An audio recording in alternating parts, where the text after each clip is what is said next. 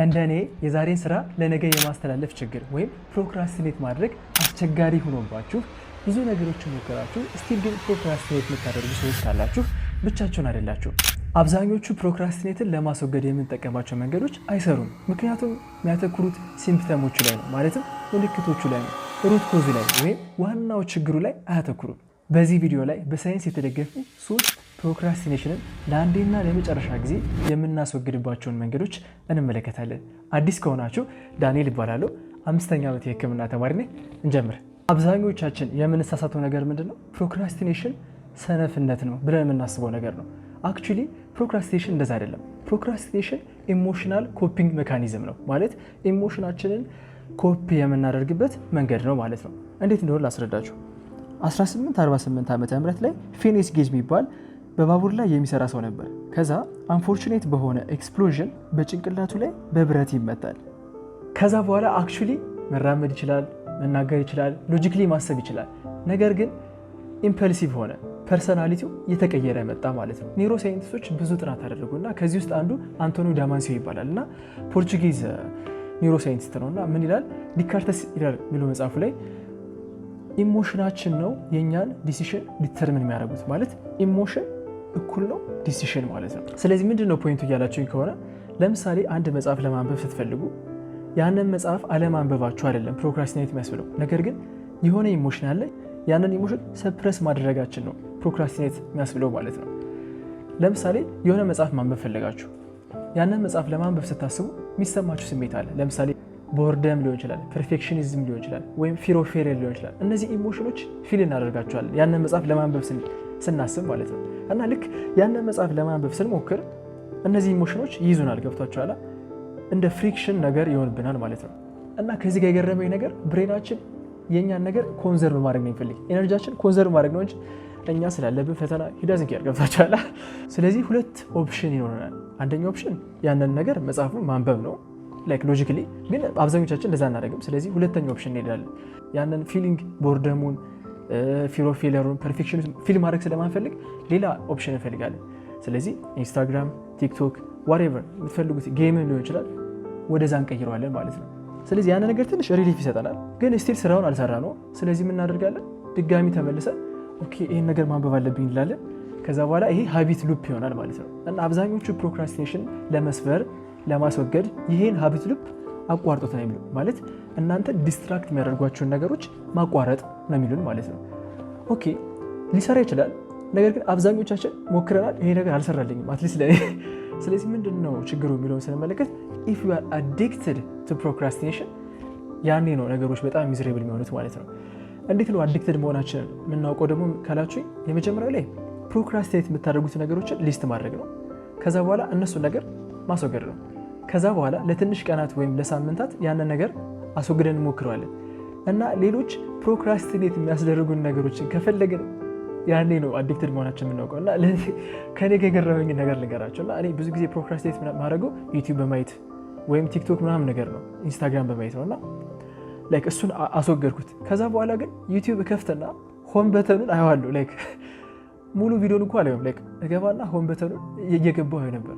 ዛትስ ዌና ነው ላይክ አዲክትድ መሆኔን ማለት ነው ፕሮክራስቲኔሽን ላይ። ስለዚህ ለፕሮክራስቲኔሽን አዲክትድ ከሆንን እነዚህን 3 በሳይንስ የተደገፉ ነገሮችን እንመለከታለን። ለርን ዊዝ ዲስኮምፎርት። አብዛኛው ችግር የሚመጣው ከምንድን ነው ብያቸዋለሁ? ከኢሞሽናችን ነው። ኢሞሽናችንን ሪዚስት ስለምናደርገው ነው። ቦርድ ስንሆን፣ ፊር ኦፍ ፌሊየር ሲኖረን መደበቅ ነው የምንፈልገው። ኢንስታግራም ውስጥ ገብተን ራሳችን መደበቅ ነው የምንፈልገው እንጂ ያንን ቦርድ መሆናችን ፊል ማድረግ አንፈልግም እዛው ላይ ማለት ነው። እና ከዚህ ጋር አገኘሁት በጣም የሚገርም በጣም ሲምፕል የሆነ አፕሊኬብል የሆነ ነገር አለ። እሱ ምን ይባላል? 1 2 5 ሩል ይባላል። እና ምንድነው ልክ የሆነ ቦርድ ስንሆን ያንን ነገር ልንሰራ ያሰብነውን ነገር ስናስብ መጀመሪያ ላይ ቁጭ እንላለን ለ1 ደቂቃ ብቻ ማለት ነው። ከዛ በኋላ ለ2 ደቂቃ እያስተካከለ ለ5 ደቂቃ ማለት ነው። ላይክ ጄምስ ክሊር ሳይድ a habit needs to be established before it can expanded upon። የሆነ ሃቢትን ዴቨሎፕ ለማድረግ ሲጀምር የሚጀምረው ከትንሽ ነው። ገብታችኋል? ከትንሽ ደቂቃ 1 ሰዓት 2 ሰዓት 3 ሰዓት እያለ እየተስተካከለ ይመጣል ማለት ነው። ስለዚህ የመጀመሪያው ያንን ዲስኮምፎርት ያንን ቦርደም ቁጭ ብለን ፊል ማድረግ ነው ማለት ነው። ከዚህ ላይ አብዛኞቹ የሚሉትን ነገሮችን መጠቀም እንችላለን። ላይክ ለምሳሌ የሆነ መጽሐፍ ላነብ ነው፣ 10 ቻፕተር አለው። ያንን 10 ቻፕተር አነባለሁ ከማለት ከዛ ቻፕተር ውስጥ ቻፕተር 1 ላይ ትንሽ ቶፒክ እወስዳለሁ ብለን ካሰብን ሲምፕሊፋይ እናደርገዋለን። ያንን ኮምፕሊኬትድ የሆነ ነገር በትንሹ ሲምፕሊፋይ አድርገን ከትንሹ እንጀምራለን። ያንን ፍሪክሽን ማስወገድ እንችላለን ማለት ነው። ይሄ ቲፕ ሊያግዘን ይችላል። ነገር ግን ዋነኛው ነገር ዲስኮምፎርትን ፊል ማድረግ ነው። ሁለተኛ ሪፍሬም ዮር ታስክ። ይህ ደግሞ አብዛኞቻችን ፊል የምናደርገው ነገር ነው። ምን መሰላችሁ? ልክ ፕሮክራስቲኔት ማድረግ ስንጀምር የሆነ ፊሊንግ ይኖረናል። አም ኦልሬዲ ቱ ሌት፣ በቃ ዘግቻለሁ፣ ከዚህ በኋላ አልደርስም የሚል ስሜት ይሰማናል ማለት ነው። እና ይሄን ነገር መቀየር ያለብን ምንድን ነው?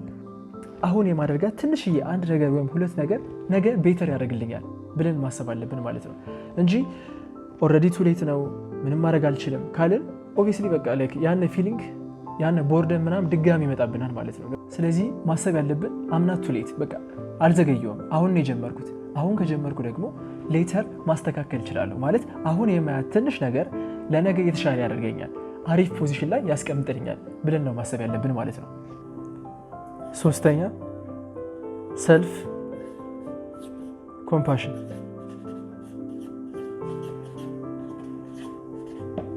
ይሄ ነገር በጣም አንደር ሬትድ የሆነ ነገር ነው። በቃ ሰልፍ ኮምፓሽን ኢዝ በጣም አስፈላጊ ነው። ምክንያቱም ለምን መሰላችሁ? ለምሳሌ ያንን መጽሐፍ አላነበባችሁትም፣ ምክንያቱም ፐርፌክሽኒስት ናችሁ፣ ቦርድ ሆናችሁ። ስለዚህ ይሄ ሃቢት ሉፕ ተደገመ። ይሄ ሃቢት ሉፕ ሲደገም አክቹዋሊ በጣም ከባድ የሆነ ነገር ሼም፣ ገልት የሚለው ነገር ሀፕን ያደርግብናል ማለት ነው። ልክ ያን ሼም ፉል የሆነ ነገር ኤክስፔሪንስ ፊል ስናደርገው እነዛን ኔጌቲቭ ኤክስፔሪንሶች በጣም ኤግዛጀሬት ነው የሚያደርጉ፣ ያንን ኤክስፔሪንስ በጣም ይጨምርብናል ማለት ነው። ስለዚህ ዊዝ ሰልፍ ኮምፓሽን ነው መቅረብ ያለብን። ሁሉም ሰው ኤክስፔሪንስ ሊያደርገው የሚችል ነገር ነው ፕሮክራስቲኔሽን። እሱን ነገር መጀመሪያ ላይ አክኖሎጅ ማድረግ አለብን። ከዛ በኋላ ምንድን ነው ፕራክቲካል በሆነ መንገድ ሶልቭ ማድረገው ብለን ነው እንጂ ማሰብ ያለብን። ገልት ካለ ሼም ካለ ያን ነገር መቼም ቢሆን ሶልቭ ማድረግ አንችልም ማለት ነው። ይሄ ቪዲዮ ከተመቻችሁ ላይክ፣ ኮሜንት እና ሰብስክራይብ ማድረግ እንዳትረሱ እና ሌሎች የምሰራላችሁ ቪዲዮ የምትፈልጉት ነገር ካለ ፕሊዝ አሳውቁኝ። እስካሁን ድረስ ስለተከታተላችሁ አመሰግናለሁ።